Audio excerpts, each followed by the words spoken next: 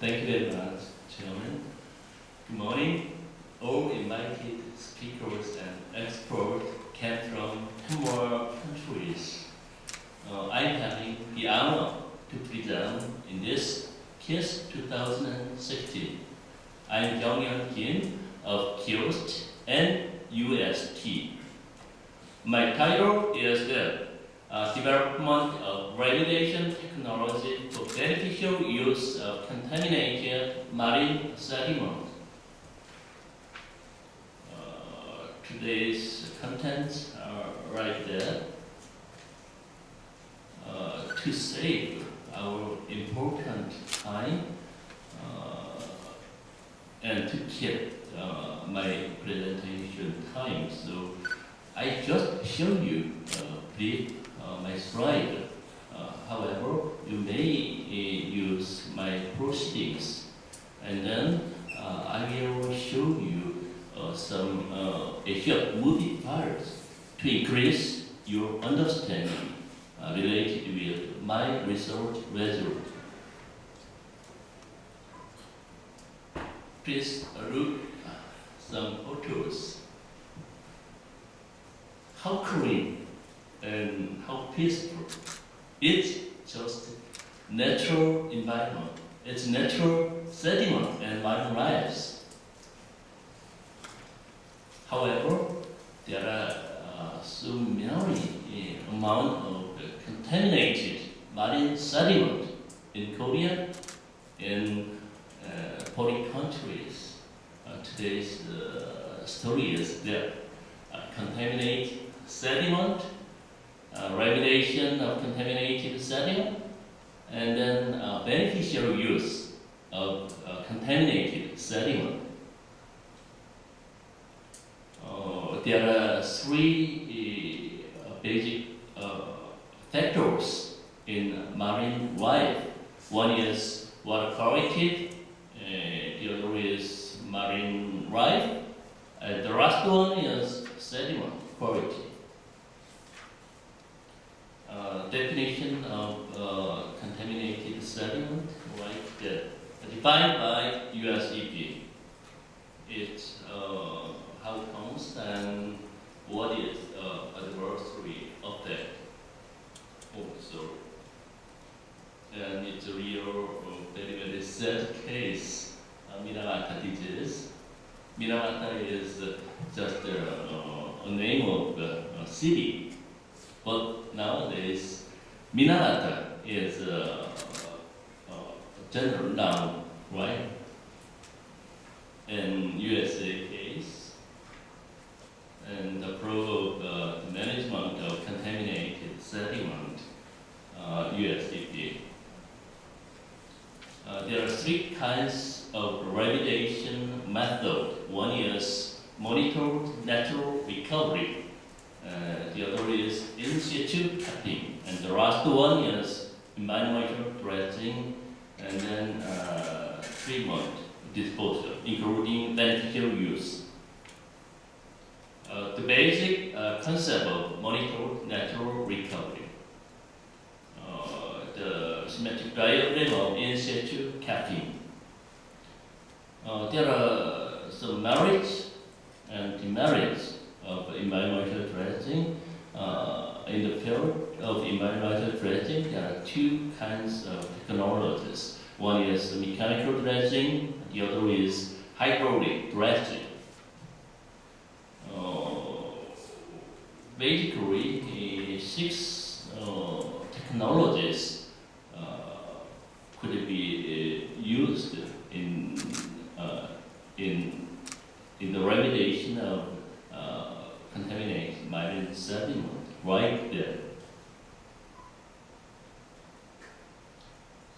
There are so many disposal methods. Land, near shore, bottom of seabed, and artificial island also, and beneficial use also. There are a few figures.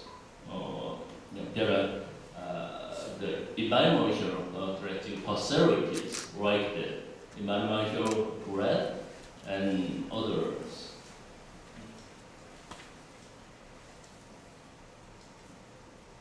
It's the flow of remediation project. It's a real project in Korea. Unfortunately, in Korea, until now, government has been determined some contaminated site. And the result is that Korean government has been found 21 contaminated site, and the amount of contaminated marine sediment is at least 8 million cubic meters right there. And you may see the distribution map of contaminated marine sediment. It's example. Each Korean national environmental standards, we have two kinds of cleanup index. One is cleanup index for harmful chemicals, and the other is the cleanup index for eutrophication and calculation method right there. And it's a real case. Just to show you. From now, it's my research result. Please look at this treatment probe. Just single treatment flow, there are three kinds of unit processes. One is particle separation, the other is washing technology, and the last one is AOP, advanced oxidation process. Three kinds of unit processes are applied and repeated in this treatment probe. You may see this actual system. This system is for verification. The capacity of this system is 2 tons sediment per hour, and 2 tons is dry base, and we need to process water and solid and liquid ratio is 1:3. So reactant is 8 tons per hour, and dimension is that 2.5 meter width and 2.5 meter height also, and length is 11 meter. This slide kept.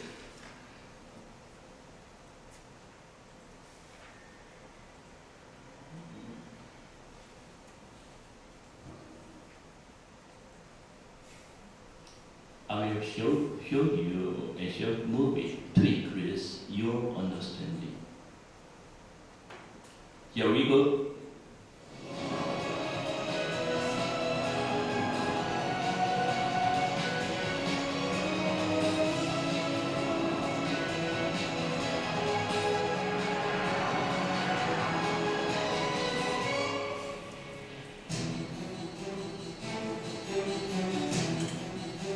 In 1976, the New York State government banned all fishing activities in the upper Hudson River.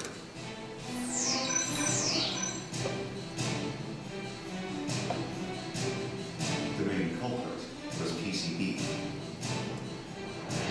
Sediments contain high contents of organic matters, which may lead to eutrophication. Heavy metals and POPs affect not only humans, but also the ecosystem. It also causes repercussions on aesthetic functions such as odor emission or color.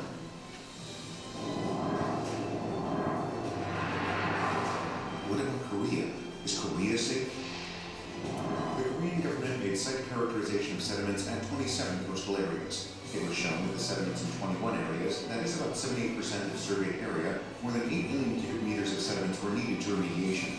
Thus, suitable remediation technologies are required to clean up contaminated sediments urgently. Conventional soil remediation technologies have been applied for remediating marine sediments. soil remediation technologies to clean up marine sediments because of the high fractions of fine particles, the presence of fluorine ions in marine sediments, and the spatial limits of maritime operation. A new R&D project was started from 2011 to solve the scarcity of remediation technologies supported by the Korean government. The result of this project, remediation treatment system for sediments at the bottom of water, consists of original modular technology which optimized in marine sediments. The core of modular technology could make optimized remediation at each contaminated site based on separation, movement, connection, and recombination with each module, and overcome any limitation of space. This system could set up in nearshore, marine ship, barge, and land also.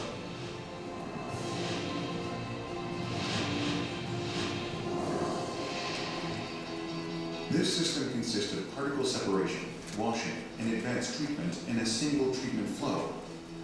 Treated material could be used for various purposes.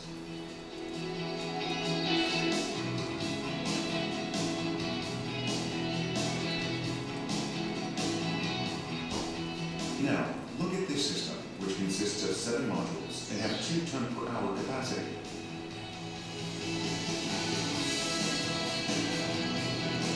There are various pollutants, such as organic pollutants, heavy metals, TBT, POPs, and contaminated marine sediments.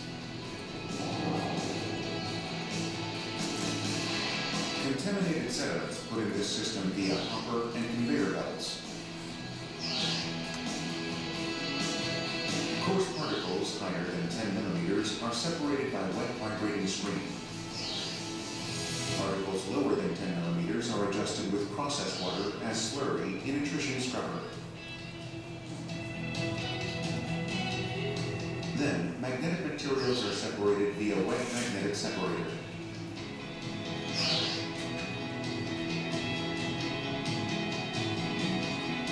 To 10 millimeter particles, second separation range, are also separated by wet vibrating screen.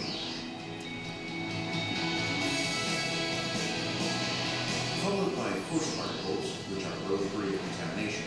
First washing treatment using oxidants is conducted in an oxidation reactor. OH radicals, produced by oxidants, treat organic pollutants strong bonded with sediments and various pollutants. Particles higher than 75 micrometers is separated by hydrocyclone, and separated particles lower than 75 micrometers input advanced treatment reactor.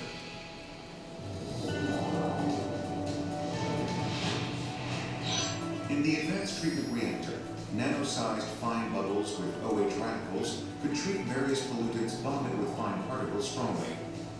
Some part of heavy metals, such as copper, zinc, and cadmium and POPs, could be simultaneously removed with organic pollutants.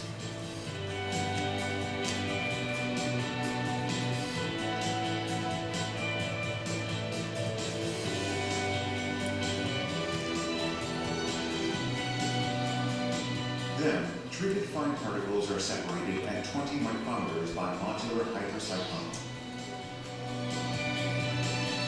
Let's look at a modularized remediation treatment system for technology verification. Lower than 2 millimeter particles are treated at oxidation reactor. 75 micrometers of first particle separation by hydrocyclone. Advanced treatment reactor and 20 micrometers of second particle separation by hydrocyclone sequentially.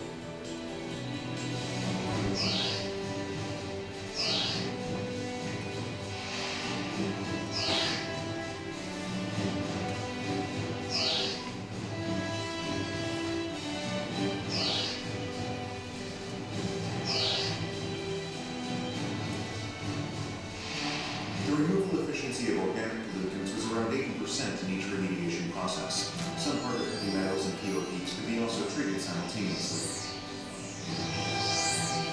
Treated sediments could be beneficially used in various products, or placement of treated sediments could be also possible at the bottom of water. The Kushido ports in Hokkaido, Japan, for example, use dredged materials as landfill materials, thereby reducing the harbor construction costs. There have been numerous research outcomes from this project. It could be successfully applied in new overseas environmental markets. Consequently, value-add creating of sediments would be now possible. Therefore, the prospect of substantial market is right ahead. 수저 오염 폐정물 정화 처리 시스템은 폐정물의 모든 입자에 대해서 유효 활용을 목적으로 하는 정화 기술이 되겠습니다. 이 기술은 하나의 흐름 속에서 세척과 입자 분리를 기초로 각 공정을 통합해서 모듈화하는 것이 특징입니다. 이 기술은 다양한 현장 여건에 적합하도록 공간의 제약이나 처리 용량의 제약 없이 적용할 수 있는 기술이 되겠습니다. 그래서 해양 오염 폐정물 정화뿐만 아니라 육상의 오염 토양 정화나 관련 환경 충분히 적용될 것으로 기대되고 있습니다. The remediation treatment system for sediments at the bottom of water saves humans, oceans, and nature. This original technology is changing our future. KIOST will keep our oceans clean and safe.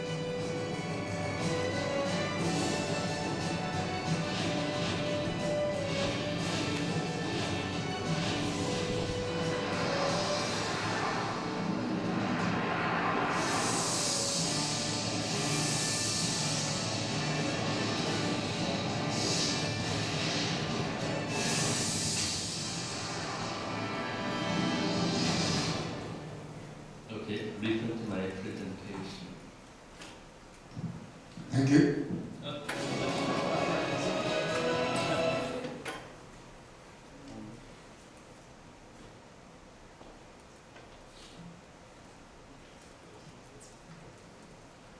It's my conclusion. Sediment should help to educate management, remediation, and beneficial use. Besides, various related technologies should help to develop. And it's my last message. I'm hoping that a wonderful world where people, marine lives, and natural environment coexist. That's all. Thank you very much. Any questions? Any suggestions? Okay, go ahead. Thank you for the presentation, Mr. Kim. Do you have an idea of the cost associated with applying the treatment technology in Korea for applications? In the U.S., treatment for contaminated sediments, even at Superfund sites, has been prohibitive. We would say it's been very difficult compared to simpler options of just storing the contaminated sediment in a hazardous waste landfill. Do you have some estimates of what the cost would be to use your system at the sites that have been identified in Korea, say on a per cubic meters basis? Yes, right. Cost is a very important thing. So we have the same programs in this system. We can remediate contaminated sediment and then beneficial use. Required cost is 80,000 won to 130,000 won, Korean currency. The required cost is really depending on the amount of target material materials and the degree of contaminant or pollutants. But I think the price isn't too high. And even though after remediation, we can sell, well, we can use beneficially. So it's another good point. That's it. Go ahead. Thank you for your presentations. I see the treatment of the sediment, but after treatment of sediment with waters, do you have any residual water? Any plan for the treatment? Because how do you do the waters? Nowadays, in Korea, water treatment technology is very good, and we can use various treatment methods. And unfortunately, now today I do not show you other research results, but in my research group, we already have researched a new treatment method. For example, non-discharge improvement system. In that case, we do not need any wastewater treatment. Friends, it's possible. For next time. Okay, another. Okay, go ahead. Thank you, Prof. Just a simple comment or question. Do you have an idea how powerful your system in terms of field implementation? Do you have any simple calculation? Let's say once you apply the system on field, how, let's say every hours, how many sediment can be produced? Thank you. You mean required time to Yeah. study? Yeah. Oh, actually speaking, particle separation, we usually use two kinds of hydraulic hydrocyclone. So it will not take too long time, just a few seconds. And washing treatment, it will take around 20 to 40 minutes only. And advanced oxidation, AOP, advanced oxidation process, it will require 30 to 40 minutes only. So around 1 hour and 20 minutes maximum. That's it.